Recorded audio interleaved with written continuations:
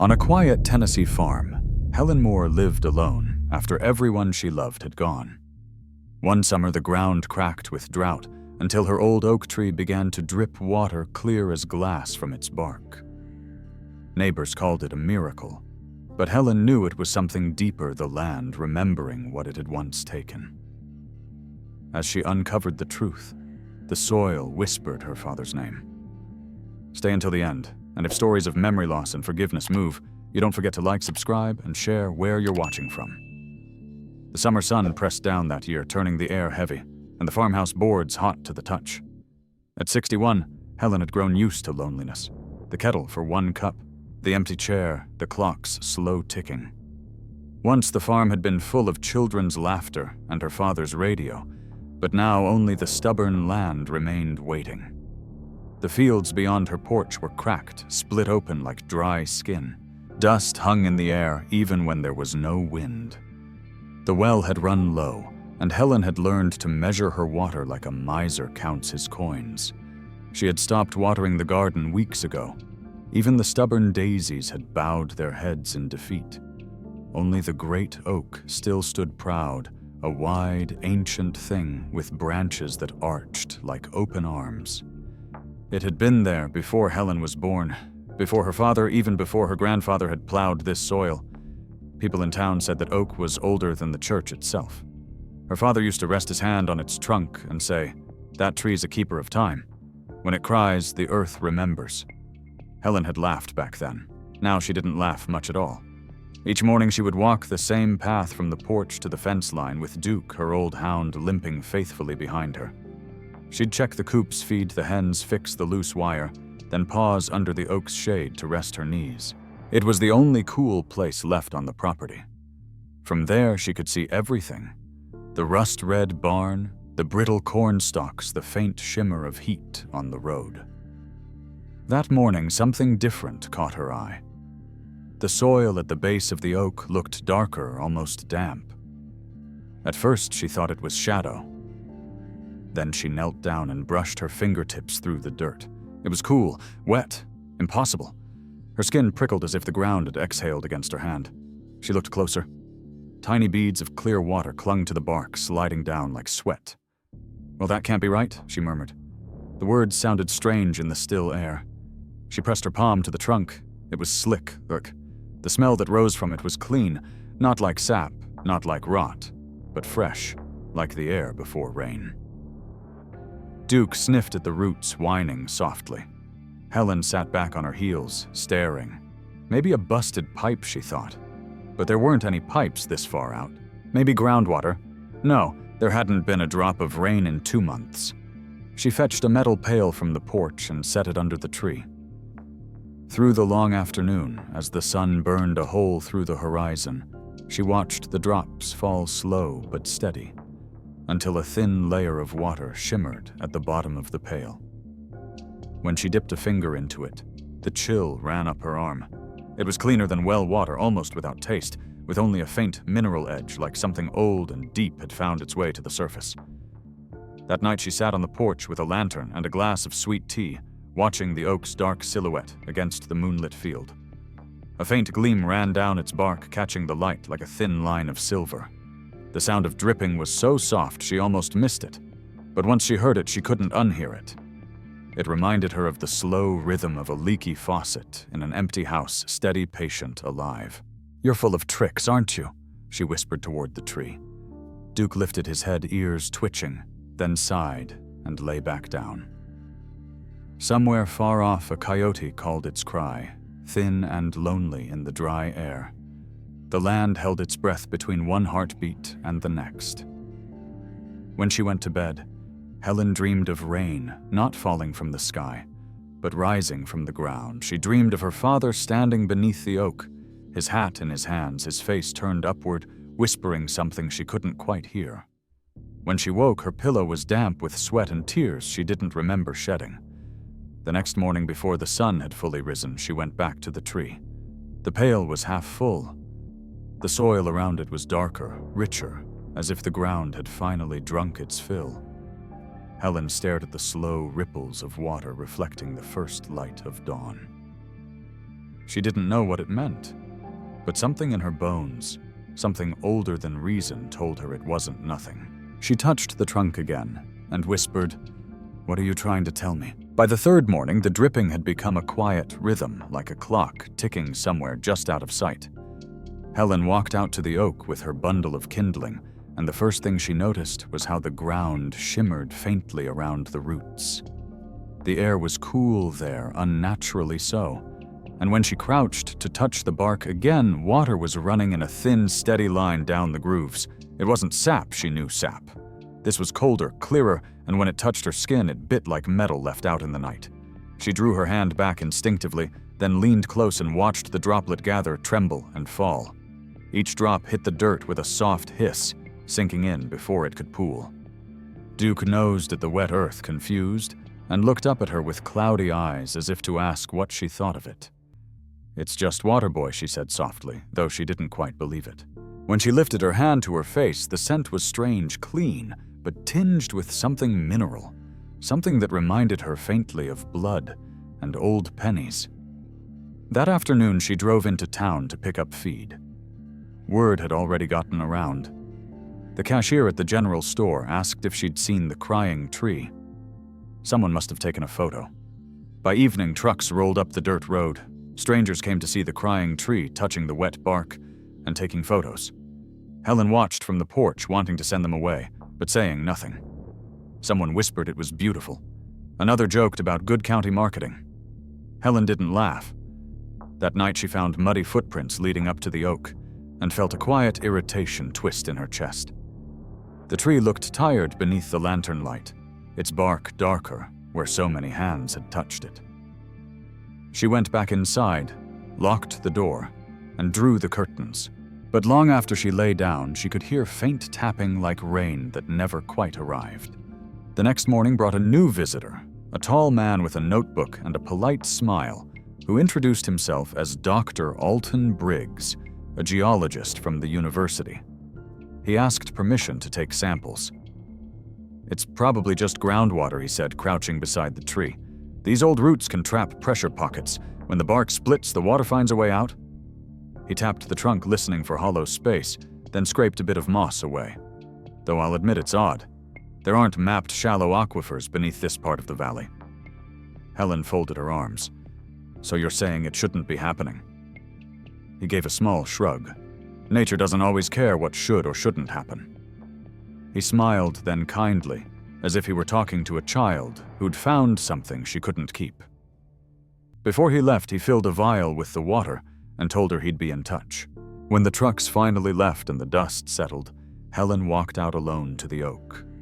The morning sun caught the beads of moisture along the bark, and for a moment it looked like the tree was covered in tiny stars.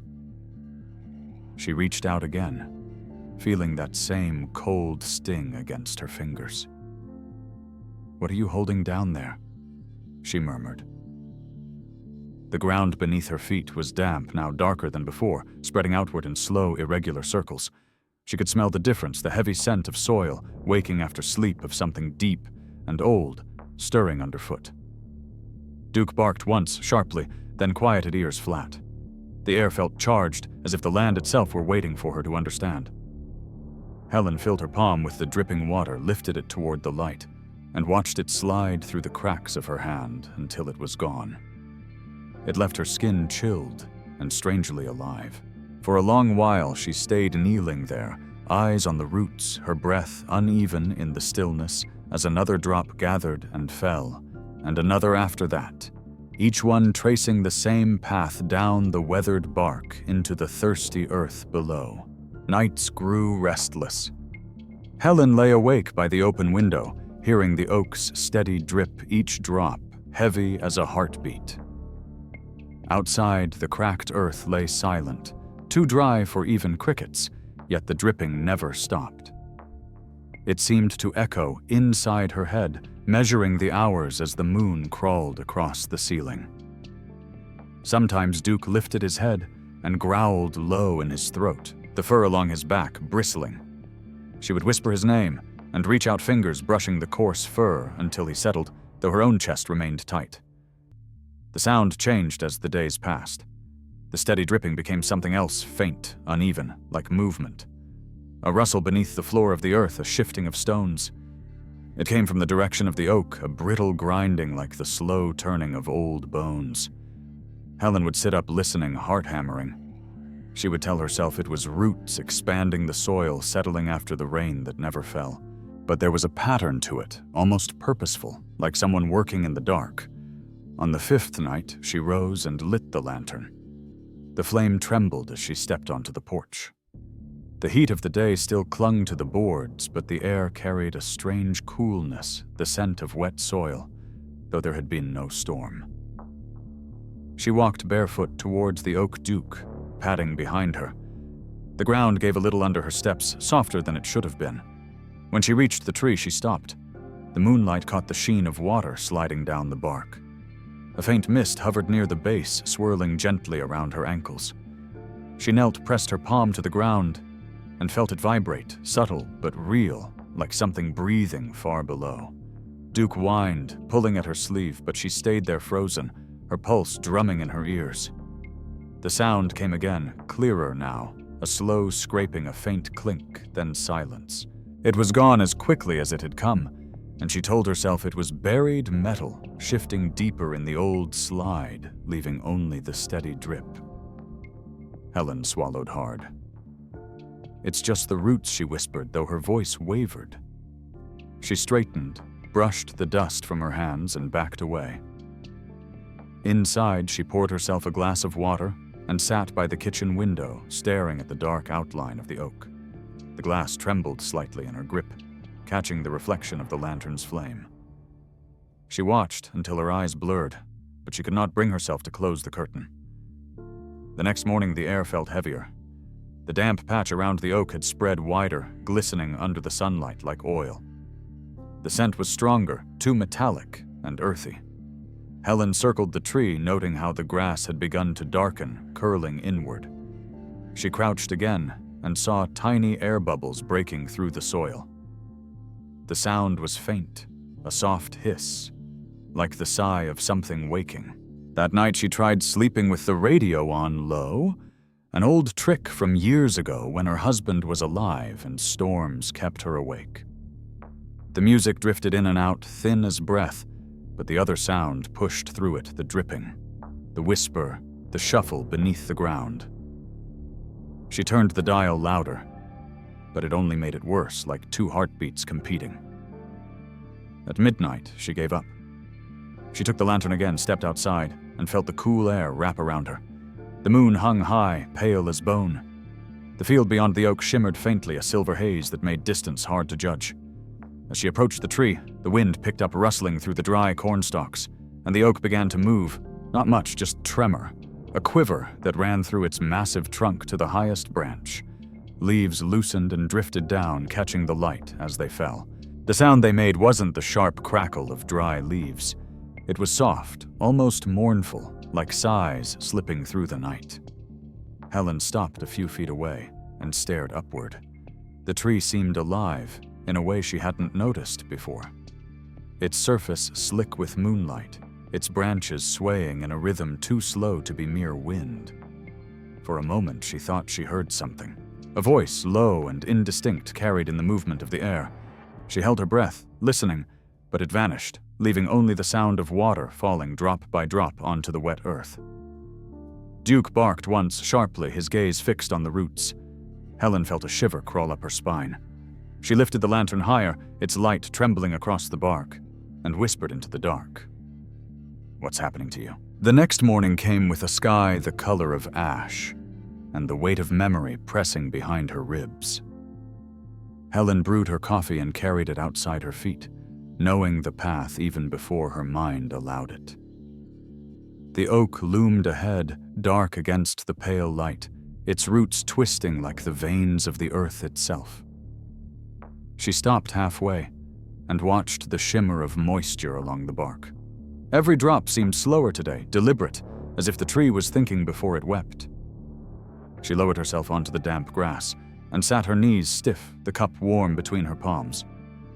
Her father's grave was somewhere beneath her, or near her. No one had marked the exact spot after the accident. She remembered that day too clearly, the sound of the tractor, the sudden shout, the silence that followed. The earth had given way under the weight of the machine, swallowing both man and metal in a breath. By the time help arrived, the ground had caved in too deep. They had dug until the soil turned to mud, then covered it again, saying it was God's will. She was 16. She had never come back here alone until now.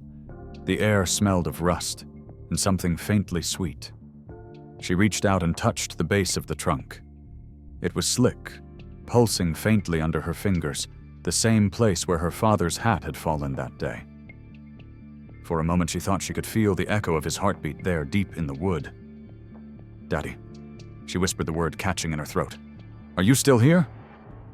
Duke lay beside her head on his paws, watching her with patient eyes. The wind moved through the branches, a slow creak, like the settling of old bones.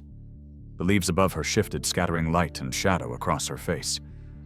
She closed her eyes and let the sound of dripping water fill her ears. Each drop fell in rhythm, almost like words being spoken too softly to understand. Memories rose uninvited, the smell of oil and earth on his clothes, the way he'd whistle off-key, while fixing the fence, the small roughness of his hand when he'd pat her shoulder after a hard day. He'd built this house with his own hands, and on the day she was born, he'd set a birch by the gate, saying a tree that grew with her would always protect her. The old oak, he'd say, had been keeping watch long before either of them. She had believed him. And then one afternoon the land had opened and taken him. 40 years later, it felt as though the same ground was trying to give him back. She looked around at the field. Everything else was dying. The corn was brown, the soil brittle, the well almost dry. Yet here under this tree the earth was alive, moist, and dark breathing. A dragonfly hovered above the roots, its wings glinting silver, and for a fleeting second she thought she saw the shape of a man in the shadow beneath the branches, standing just at the edge of her vision. She blinked and it was gone. The coffee in her cup had gone cold. She set it down and rested both hands on the ground. "I never said goodbye," she murmured. The words felt heavy like stones. "You left before I could tell you I wasn't angry." The silence that followed was thick, expectant. Then came a faint sound beneath her palms, a tremor almost too gentle to notice, followed by the low groan of shifting soil. She pulled her hands back. The water at the base of the oak had darkened slightly, tinted with the color of iron. Duke whimpered, pressing close to her leg. She leaned forward and studied the roots, tracing the path of the dripping water as it threaded between them, disappearing into the ground. There was something hypnotic about it, the way each drop vanished, and another followed unending patient. The air grew cooler, and she could hear the whisper of leaves moving without wind. She lifted her gaze to the branches above, where a shaft of light broke through the gray sky. Dust motes shimmered in it, spinning slowly. "Daddy?" she said again, her voice barely more than breath. "If you're trying to tell me something, I'm listening now." The sound came again from beneath the ground, a slow shift, a hollow sigh, and she pressed her ear to the earth, her heartbeat thudding against the quiet, as the water continued to fall steady and certain, like time itself speaking through the roots of the tree. The days grew hotter, the sky a faded sheet of white that refused to break. By late July, cracks snaked through the yard like veins deep and dry. Helen stopped checking the weather forecast.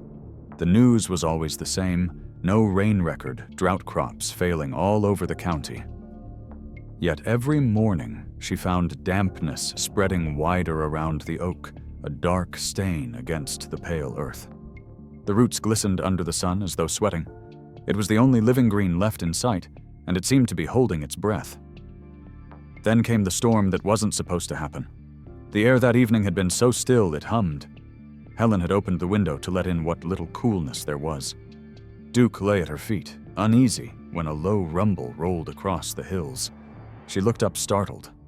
Clouds were building black and bruised heavy with lightning, but without rain. When it struck, It struck close, so close that the light flashed white through the house, and the sound followed instantly, cracking the sky in half. Duke barked, the dishes rattled, and for a second the air smelled like burned metal. She ran to the porch just in time to see the lightning hit the ridge behind the barn. The flash threw the oak's silhouette against the horizon, and in that frozen second it looked like a figure bowing under invisible weight. When her eyes cleared, she saw that one side of the tree had split slightly along its trunk. The next morning the damage was clearer. The oak leaned toward the house at an angle she hadn't noticed before. Soil had pulled away around its base, forming a shallow trench. She called the local lumberyard, then another service in town. Both sent men who came, circled the tree, and refused. "Ma'am," one of them said, wiping his neck with a red handkerchief, "that thing's got water running through it. Hollow inside like a sponge. If we cut it, it'll fall wherever it wants."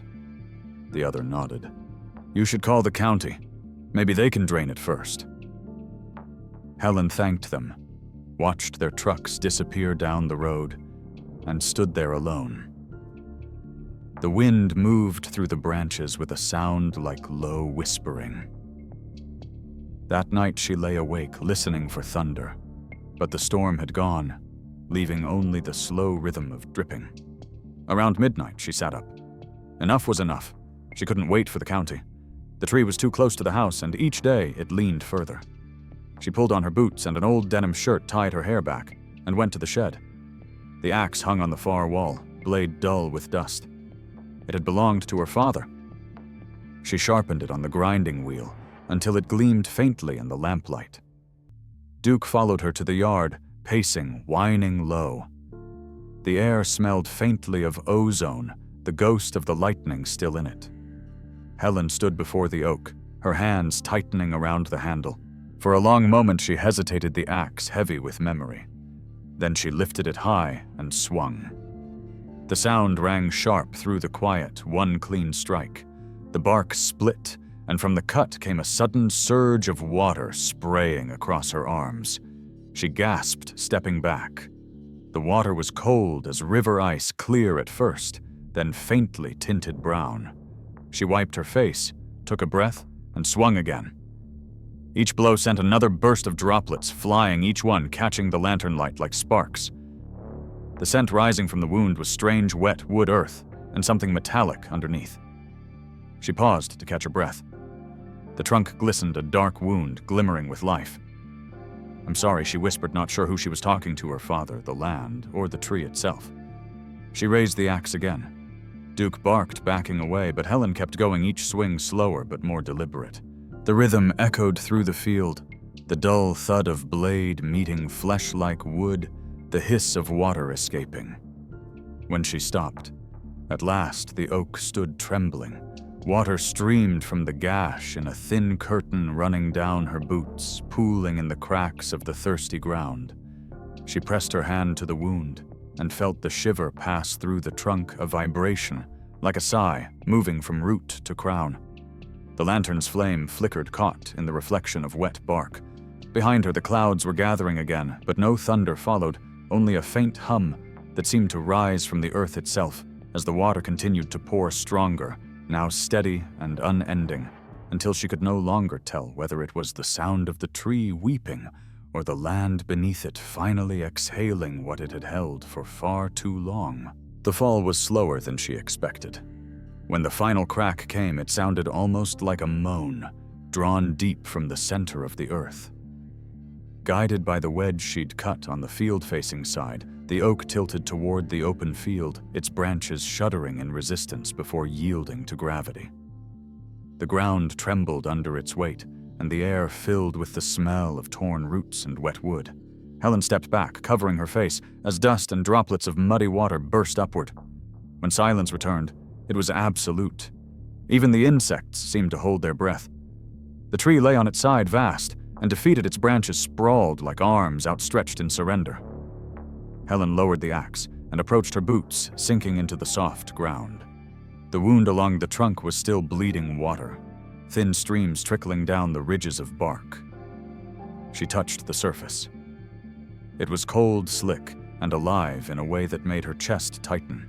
The cut wood glistened under the late light, its rings dark and blurred with moisture. She expected the inside to be hollow, maybe rotted. Instead, the heartwood was dense but soft, saturated like sponge. The color wasn't golden or pale, but deep brown, almost the shade of dried blood. She ran her fingers along the exposed grain and drew back as the texture changed metal, not wood. Frowning, she leaned closer. Embedded in the wet center was a dull, blackened shape, half swallowed by the fibers around it.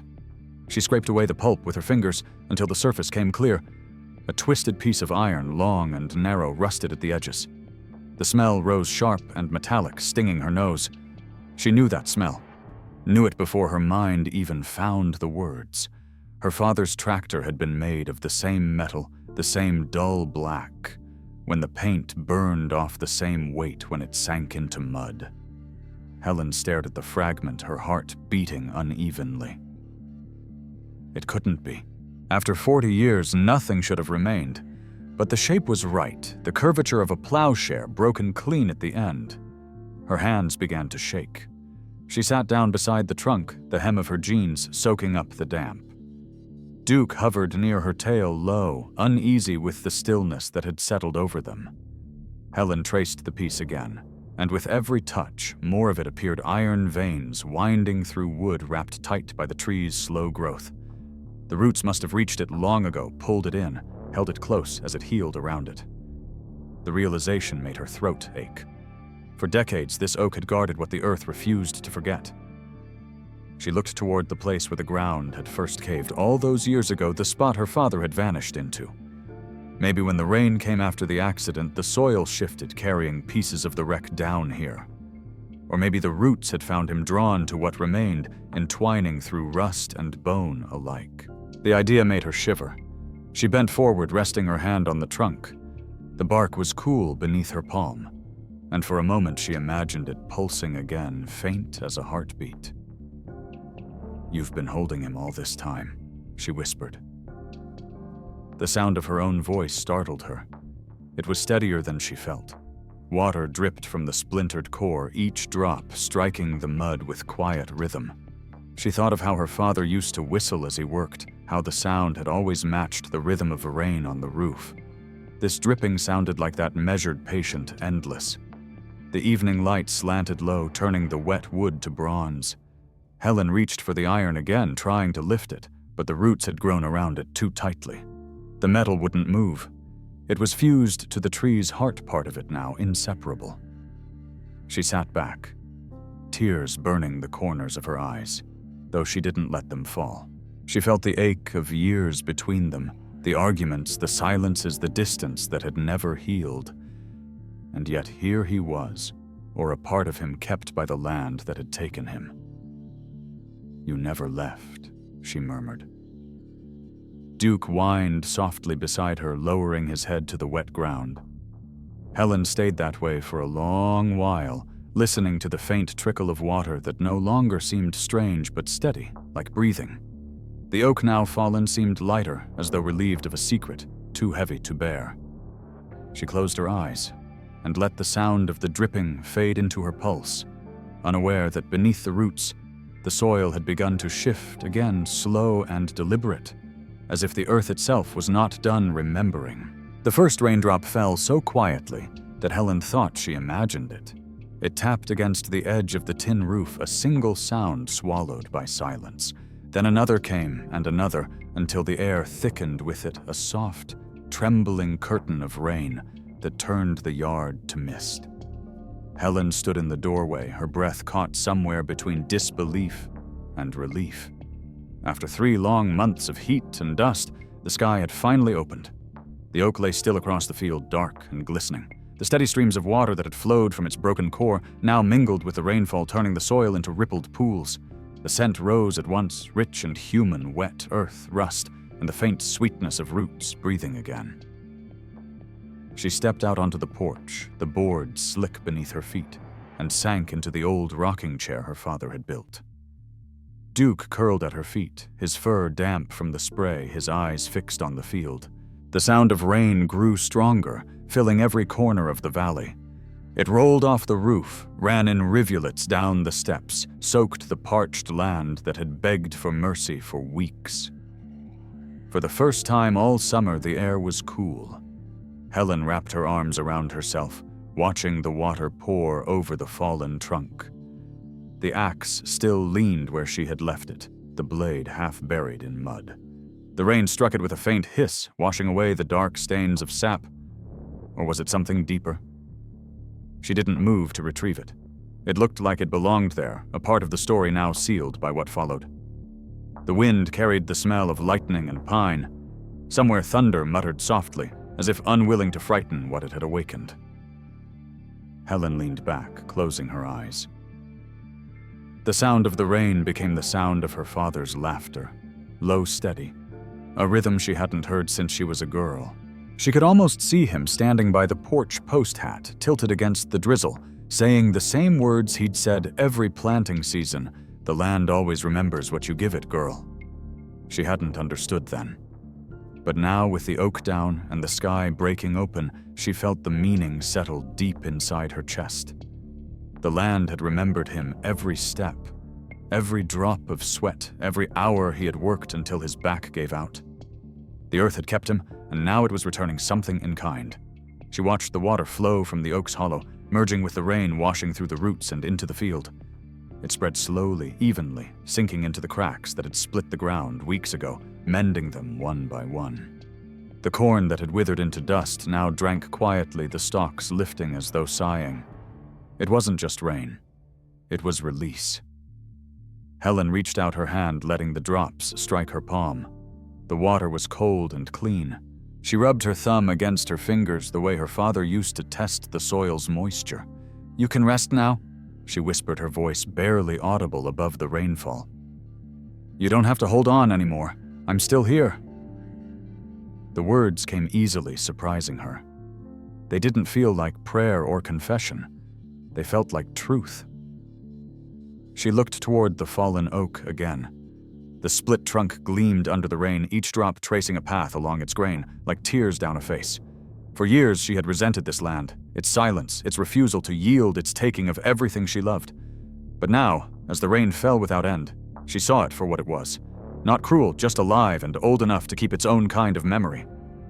Duke raised his head, sniffing the air, then rested it back on her foot with a sigh. Helen smiled faintly and let her hand fall to his back.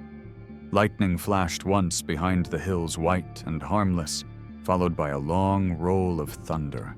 She counted the seconds out of habit, her lips moving with the rhythm, until the sound faded into nothing but rain. Her eyes followed the streams running down the steps, down the path, into the softening field, where the oak lay like a bridge between past and present. Somewhere under that water, under the roots and the rust, her father's hands had once broken the same earth. The thought no longer brought her pain. The ache had changed into something quieter, deeper, almost peace. She sat that way for a long time, until the night blurred the outlines of everything, and the only light left came from the soft reflection of the rain moving across the ground, unending, whispering secrets she could almost understand. By the time the last storm passed, the yard looked like another world. The oak lay silent and still, its bark darkened by days of rain. The air was soft again, carrying the smell of wet leaves and life returning. Helen had spent the morning gathering fallen branches, stacking them by the fence. Her back ached, but she didn't mind. The silence no longer pressed against her. It listened. Around noon, a pickup truck pulled into the drive. 2 men stepped out, county workers summoned to remove what was left of the fallen tree. One wore a wide-brimmed hat and carried a clipboard. The other, younger, set down a shovel and gave her a polite nod. "We'll have to clear some of the soil around the base," the older man said. "You don't want this stump rotting near your foundation." Helen agreed, gesturing toward the field. "Be careful," she added quietly. "There's water under there." The man chuckled, glancing toward the dried puddles. "After that rain, ma'am, there's water everywhere. But when they began digging, the earth proved softer than it should have been." Every thrust of the shovel brought up damp soil darker the deeper they went. Soon a faint gleam appeared beneath the roots, a glint that wasn't mud. The younger man crouched, brushing away dirt with his gloved hands. You see that he said, voice hushed. Helen stepped closer. From the shadow of the pit, a thin stream of clear water was seeping out steady and silent, running along the curve of a thick root and disappearing into the ground beyond. The light caught it just right, turning it into a silver thread. The older worker frowned. That's no rainwater. It's coming from below. He signaled toward his truck. Call the hydrologist. Might be a burst spring. Within hours, 2 more vehicles arrived. A woman in a khaki jacket introduced herself as Dr. Avery from the State Geological Survey. She knelt by the pit, dipping a glass vial into the trickle. The water was startlingly clean, untouched by sediment. She looked at Helen. Do you mind if we run a few tests? Helen nodded, though her throat had tightened. Of course. The woman smiled faintly. It's rare to find flow this pure.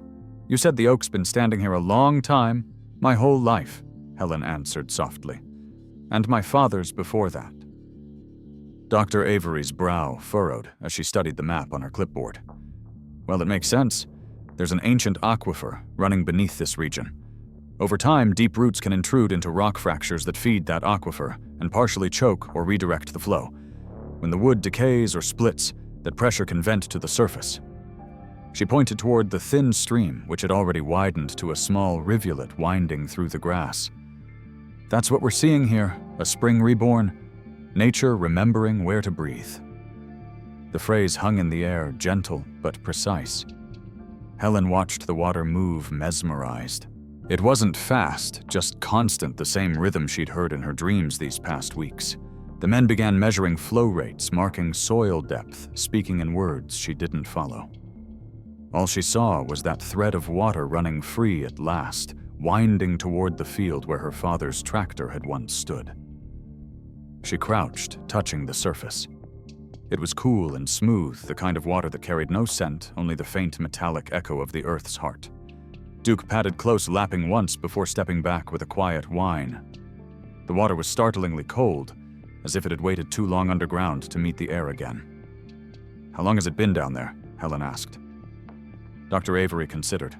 Hard to say. Centuries, probably. This whole valley used to be a wetland before it was farmland. The oak must have tapped right into the old flow and held it back. When it fell, it gave it back. Helen nodded slowly. She wanted to believe it was only science, only coincidence.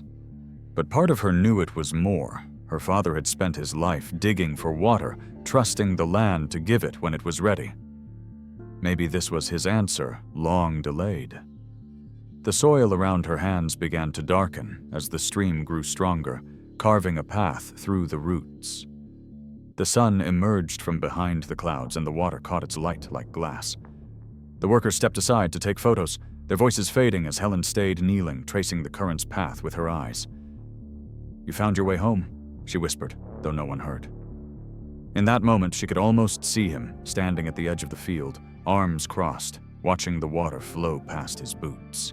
The old oak had not been a monument of grief. She realized it had been a guardian keeping safe what the earth was not yet ready to release. Now it had opened, and everything that had been buried was moving again, carried away in a stream too small for anyone else to notice, but enough to wash 4 decades of silence into peace. The men kept working until the sun began to sink, but Helen stayed where she was, her hands still damp, her heart strangely still listening to the faint, eternal murmur of water finding its way through stone. By the time winter loosened its grip, the land had begun to breathe again. Snow came late and melted early, leaving behind soft mud that smelled of life rather than decay. The field was quiet now, the stump of the old oak worn smooth by months of rain. The stream that had formed from the spring still ran nearby, tracing a silver thread through the grass and out toward the lower pasture. Helen visited it every morning, her coat buttoned tight boots sinking into the damp ground. The workers had long finished their surveys, the geologists had moved on, and the world had forgotten the strange weeping tree. Only she remained to tend the silence it left behind. In early March, she noticed something new. A small rise of soil near the stump, just a ripple at first, then a split where the frost had receded. She knelt to brush away the dirt, and there it was, a tender green shoot, no longer than her thumb, its surface smooth and trembling with dew. Helen blinked, unsure whether to trust her eyes. The thing looked fragile enough to break under a breath, yet there it stood, determined. She smiled the first real smile she'd felt in months. "Well," she murmured, "I suppose you're not finished, are you?" Each day she came back checking on it. The shoot thickened its stem, darkening its first leaves, unfurling like small hands reaching toward the light. The color was softer than she remembered from the old oak's leaves, pale green, with silver edges that caught the morning sun and shimmered faintly as though water still lived within them. She began leaving a cup of water by its side, though the soil around it never seemed dry. Duke would lie beside her as she worked, his muzzle resting on her knee. She talked to the sapling the way she had once talked to her father, sharing bits of the day, the weather, the small absurdities of living alone. It felt right somehow, as if the land had chosen to listen in place of the man who could not. When spring finally settled, the world bloomed all at once. The stream grew stronger, carving a steady path through the pasture. Grass returned softer and greener than before. Birds nested in the barn roof again, their calls waking Helen before sunrise. She had almost forgotten what it felt like to wake with purpose. The sapling grew quickly, surprising her. By early summer it reached her waist, its bark showing the faint beginnings of texture, its branches spreading in cautious symmetry. She placed a small wooden marker beside it, carving into it with her father's pocket knife. Here the earth remembered, and I listened. She pressed the letters deep, running her thumb along the grooves until the words became part of the wood. Then she set it into the ground with a small rock at its base. It wasn't much, but it was enough a promise between her and the land. The neighbors stopped by now, and then curious about the miracle oak, as they called it. She smiled politely, let them look, but said little. Some took photos, others asked if she would name the place, maybe make it a landmark. Helen refused gently each time. "It's not for show," she'd say. "It's just coming home." They never quite understood, but that didn't matter. What she saw wasn't a curiosity. It was continuity. By May, the leaves had grown broader, their undersides gleaming silver when the wind moved through. In the late afternoons, she'd sit on the porch with her tea and watch them ripple. The reflection from their edges scattered light across the yard, soft and shifting like sunlight bouncing off water. Sometimes she thought she heard faint whispers in the rustling, the kind that weren't quite words, but still carried meaning. It felt like the earth breathing with her, patient and content. One evening, as the sun dipped low, she walked down to the sapling and touched its trunk. The wood was warm beneath her palm, pulsing faintly. She could smell the wet soil, the sweetness of new growth, and beneath it all the same faint trace of iron that had once haunted her, subtle, now comforting, instead of sharp. "You've got him in you, don't you?" she said softly. "You've got both of us." Duke barked once, short and soft, and she laughed, brushing her eyes with the back of her hand. The laughter startled her. It had been too long. That night when the moon rose, she could see its light glinting off the sapling's leaves from her window. The reflection danced across the walls of her bedroom, bright as small ripples of water. Helen lay awake watching it, her breathing steady, her thoughts quiet. The land outside had changed, but it wasn't strange anymore. It was something alive, watching over itself, carrying what it needed to remember. In the morning, she found dew pooled along the edges of the leaves, glistening like tears that had finally learned to rest instead of fall. The years moved quietly after that, folding one into another, like the slow drift of seasons across the same familiar land. The sapling grew into a tree, tall and sure, its branches spreading wide over the field where the old oak had once stood. Each spring brought a deeper shade of green to its leaves, and each autumn left the ground beneath it silver with fallen light. The stream beside it never dried. Even when the rest of the county baked under relentless summer heat, Helen's Hill remained soft with moisture, the grass cool against bare feet. The neighbors said it was a miracle. Helen never called it that. She simply said the earth was doing what it needed to do. She grew older alongside the new oak, her steps slower, her hair the color of the soil she had tended all her life. She spent her mornings by the tree, a worn blanket draped over her knees. Duke long gone and buried beneath the birch by the gate. Sometimes she would talk aloud, though no one was there to hear. He'd have liked this, she'd tell the wind. He always said the land would come back if you gave it time. When she watered the flowers near the porch, she used the spring's clear water, believing it made everything grow truer somehow. In town, people still remembered the story of the weeping tree. It had become a kind of legend, whispered to children when the rains failed, a tale of patience and faith in the quiet work of the earth. They called it Helen's Hill now. Travelers came to see it in early summer, expecting something magical, but all they found was a farmhouse half hidden by vines, a fence leaning with age, and a single oak shining with dew, while the valley beyond lay dry as bone. Helen would wave to them from the porch, smile politely, and return to her tea. She liked the solitude that came when curiosity faded, and the land belonged only to its own memory again. In her later years, she moved more slowly through the house, tracing her hand along the walls, as if to steady herself with time. The room stayed filled with light, and the scent of wood and earth never left. Each evening, she would settle into the chair by the window with her cup of tea, watching the sun settle behind the ridge. The oak's branches filled the frame like an old photograph come alive, shifting gently in the breeze. The leaves caught the dying light silver edges glimmering, and she could almost see the shimmer of water dancing along them. Sometimes she spoke softly, as though to someone sitting just beyond sight. "It's all right now," she would say. "You can rest. We both can." The house grew quieter each year, but it was a comforting kind of quiet, the sound of things finishing what they began. One morning after a long summer without rain, the mailman found her sitting by the window. The tea on the table beside her had gone cold, her hands folded neatly around the cup. The window was open, and the wind had carried in a few leaves from the oak damp with early dew.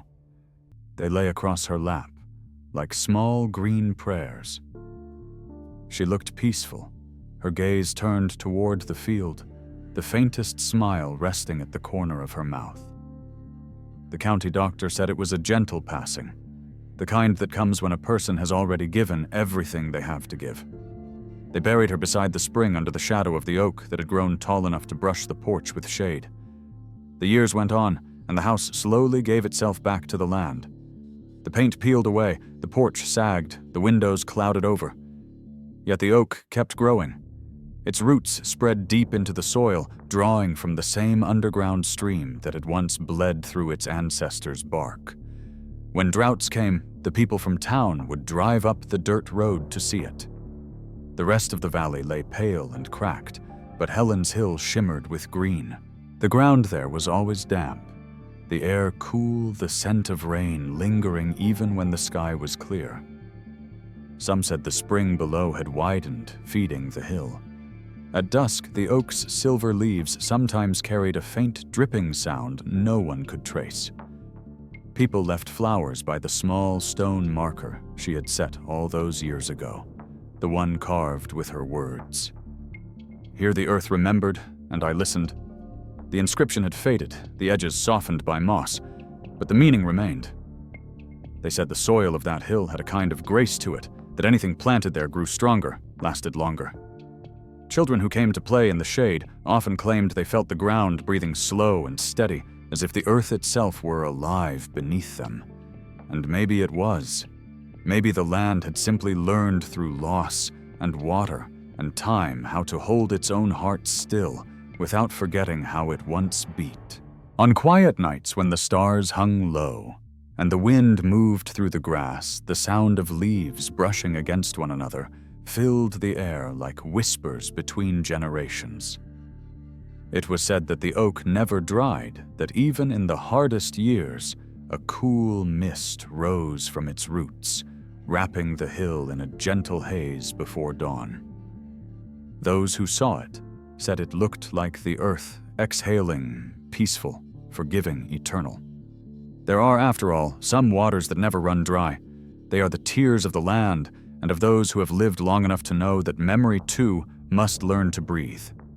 If this story moved you, take a moment to like and subscribe so you won't miss the next one. I'd love to hear what you think. Which part of Helen's journey stayed with you the most? And where in the world are you listening from tonight? Share your thoughts in the comments. I always read them.